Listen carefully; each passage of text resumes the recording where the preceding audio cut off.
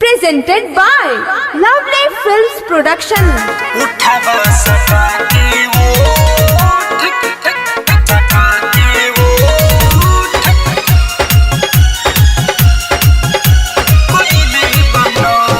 Music by Gaurav Roshan. आप सुन रहे हैं नीरज निशानी की आवाज में।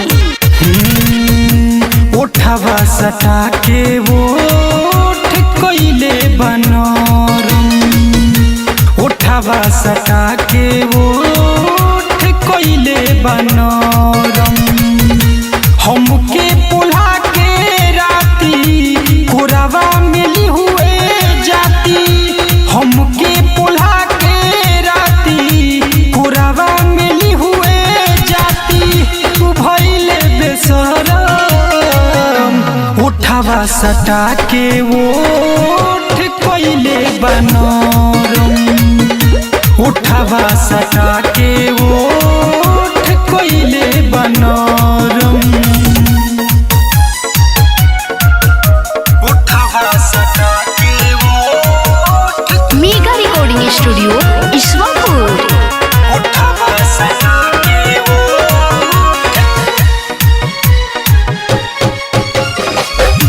कोयले बनोरम, देहिया में देह सटल उठल सुन सनी, भैनी मद होश हम होश में न रानी, देहिया में देह सटल उठल सन सनी, भैनी मद होश हम होश में न रानी, कैलस ऐसन काम मिलल हमरो आराम, कैलस ऐसन काम मिलल हमरो आराम, छूट गइल भरम, उठवा सटा के वो कोयले बनोरम, उठवा सटा के वो कोयले बनोरम, उठवा सटा के वो म्यूजिक बाय गौरव रोशन। कोयले बनोरम, रहे बेचैनी हमार सब गइल मीट हो, ऐसन बलमुआ हमार मिलल बछीट हो, रहे बेचैनी हमार सब गइल मीट हो, ऐसन बलमुआ हमार मिलल बछीट हो, नीरज अमित अरमान जरदा खिया के पान,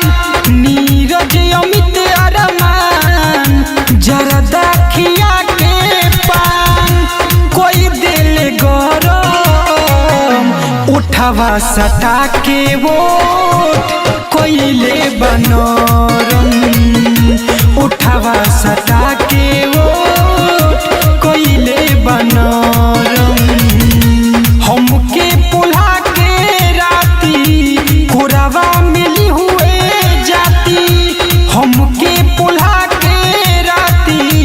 कोरावा मिली हुए जाती, भइले बेसरम, उठवा सटा के वो